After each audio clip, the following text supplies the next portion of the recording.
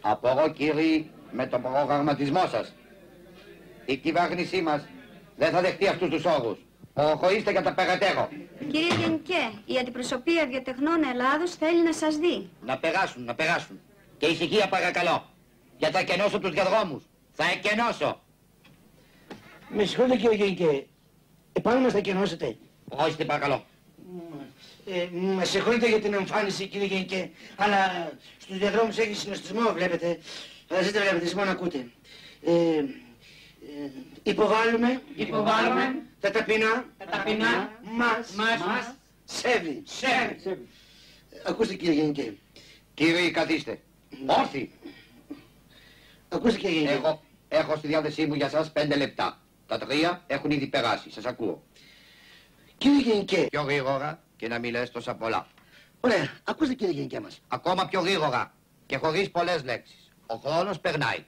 Κατάλαβα, τα θέλετε τηλεγραφικώς. Γενικέ, ΕΟΚ και πολυεθνικές, εμάς, τους βιοτέχνες θα μας Στοπ! Τα πράικα αν συνεχιστεί αυτή η πολιτική. Στοπ! Διότι μπλούζες, φουστάνια, παντελόνια, στο τέλος θα τα βάλουμε στον κόρ. Στοπ! Κάθε μέρα αντί σπίτι μας πηγαίνουμε φυλακή. Στοπ! Γιατί εσείς μας φέρεστε σκά. Στοπ! Να αλλάξετε στάση απέναντί μας. Στοπ! Γιατί αν δεν αλλάξετε και εσάς ξαναψηφίσουμε, να είμαστε που. Στοπ! Από κούνια. Αυτά. Στοπ! Ελπίζω να με καταλάβετε. Στοπ! Σας κατάλαβα. Πέρα για πέρα. Αλλά κύριοι, αυτό που θέλουμε εμείς, σύμφωνα με το μακρόπνο πρόγραμμα της ΕΟΚ, είναι... Να μας Στοπ! Όχι και να σας Στοπ! Αλλά να κλείσετε τις μικροβιοτεχνίες σας. Και γιατί να κλείσουμε τις μικροβιοτεχνίες μας. Πάνω σας κάθονται. Δεν κάθονται πάνω σε μένα. Κάθονται όμως πάνω στα πορτοφόλια των εταιριών της ΕΟΚ. Δηλαδή, η ΕΟΚ, για το καλό σας, δεν θέλει να διαμοιράζετε το χρήμα σε μικρομάγαζα και μικροβιοτεχνίες. Η ΕΟΚ, αυτό που θέλει, για το καλό σας, είναι να συγκεντρώνει την προτίμηση του πελάτη σε μεγάλες πολυεθνικές εταιρείες, οι οποίες θα διαθέτουν από καρφίτσα μέχρι λιώμενη πολυκατοικία.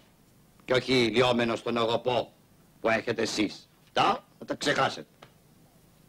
Έτσι λοιπόν κύριοι, όλο το χρήμα θα πέφτει στα χέρια 3-4 εντύμων ανθρώπων και προοδευτικών, οι οποίοι θα μπορούν με άνεση να διαμορφώνουν την οικονομική κατάσταση κάθε τόπου, όπως αυτοί θέλουν. Και δεν θα κουραζόσαστε να τη διαμορφώσετε εσείς.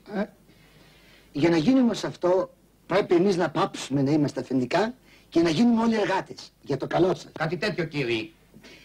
Για να καταλάβω καλά κύριε Γενικέ, εμείς μπήκαμε στην ΕΟΚ για να γίνουμε εργάτες των πολυεθνικών εταιριών και να κλείσουμε τις βιοτεχνίες μας. Βεβαίως, για το καλό σας. Γιατί είναι άσχημα να είναι κανείς σήμερα εργάτης.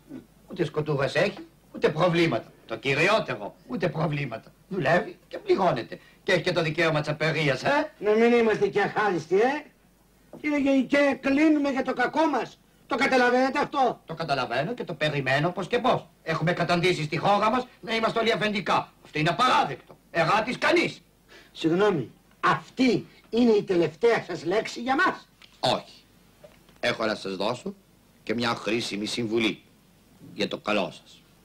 Κύριοι, για τα περαιτέρω, κλείστε όσο είναι ακόμα νωρίς.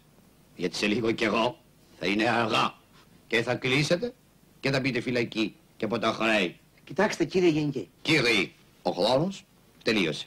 Παρακαλώ, φύγετε. Πριν μας διώξετε, έχω να σας δώσω μία συμβουλή. Συμβουλές δεν έχουμε από κανέναν. Παρακαλώ, φύγετε κύριοι. Από μένα όμως θα τη δεχτείς. Ηρεμήστε κύριε, ηρεμήστε. Σας ακούω. Παρακαλώ. Λοιπόν, μην περιμένεις να έρθουν οι εκλογές για να φύγεις από αυτή τη θέση. Φύγε τώρα που είναι νωρίς για το καλό σου. Γιατί όταν θα έρθουν οι εκλογές και θα φύγεις και θα βασκελωθείς για το καλό μας.